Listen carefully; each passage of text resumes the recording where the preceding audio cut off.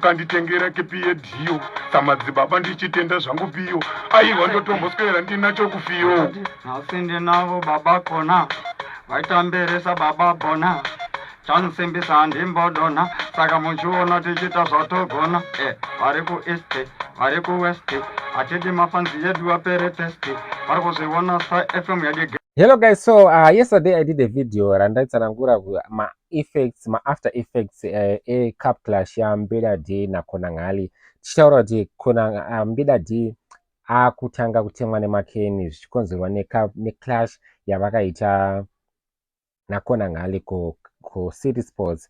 So I was talking with how it would affect his career in this present moment. Fortunately enough, Templeman nerimwe crew rake vabva vaonera kuti what is happening now is not good for Mbida D's growth, because zvakutokilla confidence yako. Wakatemwa nemakeni 2 times dzakatedzana, it's not good for you kuti uzoperforma the next performances, especially pama big stage akaita seiyayo. So Mbida D akatemwa futi kuHarare Gardens kuna vanga vasiri kuziva. So yesterday Templeman akaunza Konangali na Mbida D kuti vauye kuzotsanangurira mafans kuti everything chese chaiitikwa it was all staged and zvanga zviri just for entertainment purposes. Inyaya especially nyaya yekuti vakaita kunge vada kurwa mu Star FM pipe, so vakauya vakaitsanangura nyaya iyoyo. So I'm going to play you ma clips acho ne freestyle yavakazoita pekupesera vachiratidza solidarity kuti no, hapana kunetsana kwechokwadi, because mafanzi amenoti ndiye mauto here womuro mafanzi in general vakutoradza kuti vatoneruvengo naMbida D. So we are going to play this interview yavo yaNezro Manheru ku Star FM na Templeman vachitsanangura kuti no guys, don't take this personal, it's just for music, for entertainment purposes. Hanzi kufunga kwenyu mimi Konangali angatizo inini here. So we are going to watch this interview together. Inonizia ndakati ndowadaidza Pamatidaidza vana kudaidza Konangali. aiwa saka matidedza tauya Yati mubva manduza kuti mafanzi munozoti akakuonai muri munomuka ndobvaona mazana nehuturu muchibuda mwii musitudio kanzi Godfather indakazosara kandamupi ndamuno muri chimhanya basa ndakadawa timu yangu ndichadaidza kuti akumana zvakapera mushe here panzapo panzita ndakuzvagana Konangali. basa redu ndiri kunakidza mafanzi zvoti panze zvese bho akarazomutengera nochi mirinda panza mapanze mukati wangu chibhoro vakati ndezvebasa akati mirinda kune wake muchinda. Yes, vibe rukunakidza pastreet but ndakaona kunge mafanzi kuno akuchitora chi personal nepasiripo.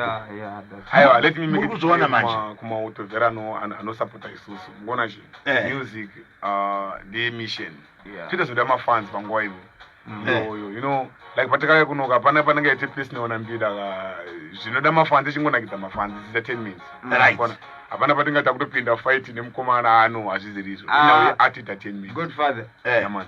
Konangali angatizeni niyo musese murumo but tiranga chinakidza mai mafanzi I know, like ngona like masitu unoona itu wanondoroana chaizvo kati ndiri Mbida kiti Konangali panotofiwa, but you know, like music you do it for entertainment only. Kunakidza mafanzi kuti basa redu sindiri kubvisa vanhu stress ona vanyingofara. Saka kana ndina Mbida tiita clash zvezvo haisi personal thing, it's business. But mukazoona takuroana mutaro maizvo ndo zvava zvepersonal, but if you panapa pane masecurity kapano ndipo ungatiseti chiurayana here panapa mapurisa ari panza, but kwakuri kunakidza mafanzi entertainment chete iripo. But mafanzi manje ndikuona kunge vakutora nyaya yechi personal, muona it's entertainment chete. Zimbabwe nyatsobabatisisai chatiri kuita magitari tiri kumhanya neentertainment kunakidza mafanzi. Hondo yedu yese iri pamalyrics, inoperera pamalyrics. Ukaona waenda kudance andiringa muri mafanzi aMbida mukaona Konangali ari pastage nyatsonakirwa kuzoti aiwa uyo ndiye umwe wedu ari kuti paentertainment nechedu chirepitayo. Munakirwa musimbisa mauto apa muri timu Mbida.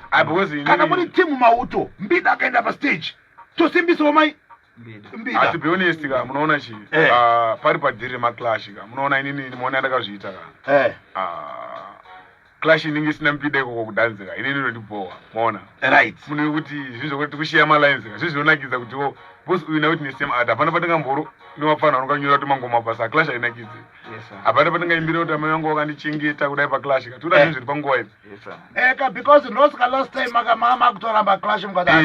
muona baba kana mukomana asitori ko ine clash ainakidzi mukuona Right. ndakaona strength yemukomana kuti mukomana wekawo ende anga asipo maybe dai naandisipo Right. ende ndatikombirisha ndakaita nemukomana yakatotipawo ground panguva ipi Ende izvozvo ndoda kuti Zimbabwe inyatsozvizive kuti imimi makasvika pakuti Ndara Chippers ndakubuda muresi remota yamani ende mafanzi anga ari kusaidi kwenyu paresi remota. munoona kumota kwekwe inini ndosikamuona takanonoka kupinda kudhanzi rere dai ndakapinda naMbida nguva yafanwa chiclasha waiwai clash yaimira iyoiyo because vanhu vaida clash ipi saka kuona kuti vafana vakabhadharawo mari dzavo vaida kuita sei vanga vari kukombisheni yemo tikati hakuna mudhara isusu chi kana pasina prize you can come there to entertain one because mafani ndoza kuti dai asina kuenda zvaiurege grand ready nomukomana wako aitenga pamwe tikuvhairira mafani saka takangouya kuzadzisa but we not apart yechi yemota isine prize yatakapiwa namudhara wochi maprize akapiwa naChippers promotion tikakwanisa kuya kushow tasiri pamota handidika Mbida. Yes sir. Muri kuona kumafans enyu nemafanzi akona ngale chii chamungade kumaudza?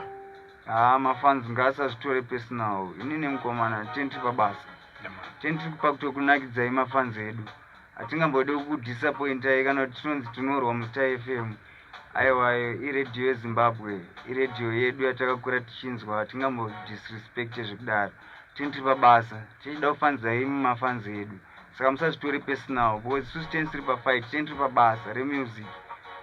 Zvatinoitira zvinhu zvese zve zvatinoita, tentiri pauda kufadza imimi, kwete kuzvifadza isusu. Kona ngale kumafanzi ako nemafanzi aMbida.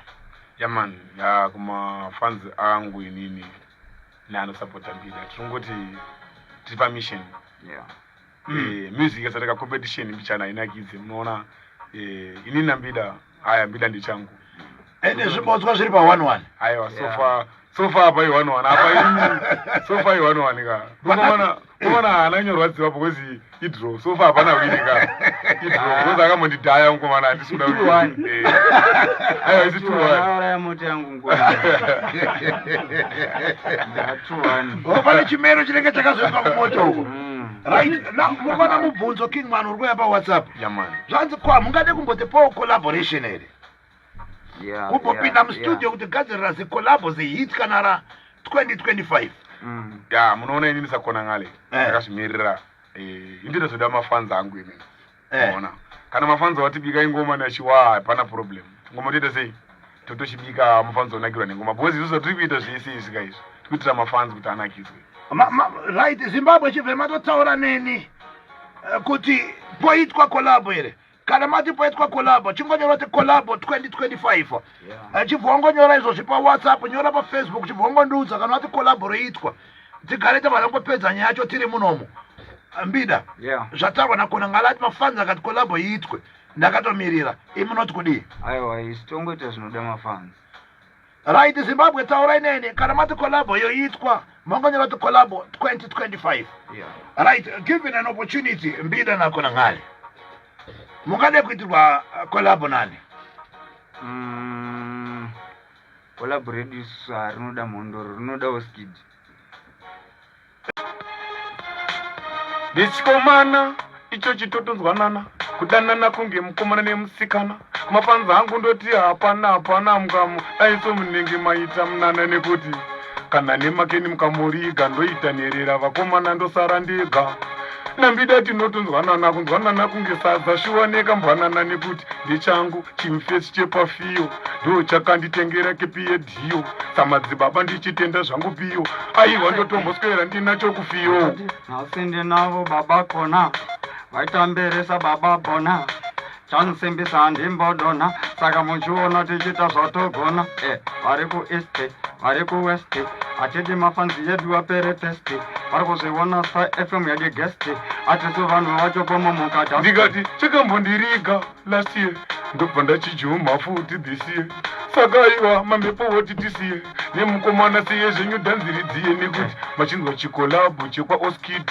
ekuchimhanya kunge need for speed nezvebasa mafanzi musaite gridi aiwa tinaurwa newidi chingodedzera hakudachiwa nemasoja aiwa kuna ng'ale hausiroja pangoma tifeta kadhoja munongona atiswika zepota kuti muzive kuti naye tiri chinhu wani ndida pasteji ndikuda mupa njombo wani iye ubva ndipa cheni wani tobvatabatana toita initi chinhu wani february tikutonanga zvedu pajoza tabva ipapo tobva taenda kumoza mafanzi yedu kuti vobva vatikuza vakuona nebhenzi kuti ndikuti kusimuka godfather kwanga kwanditambudza tsando dzenyu imimimimi godfather ndimi maita pazimuti temadhondadha kongoti kuona nekuti tana mani munenge makajegera kufinhura vaye vanoda kuti finhura tsando dzako mbida sawira tora nekuti pamberi yapo vanozoona hora ndasimbisa masoja futi kapakama flashi ngoma tiri kutomhanya sewachi audzema uto ya 10 to touch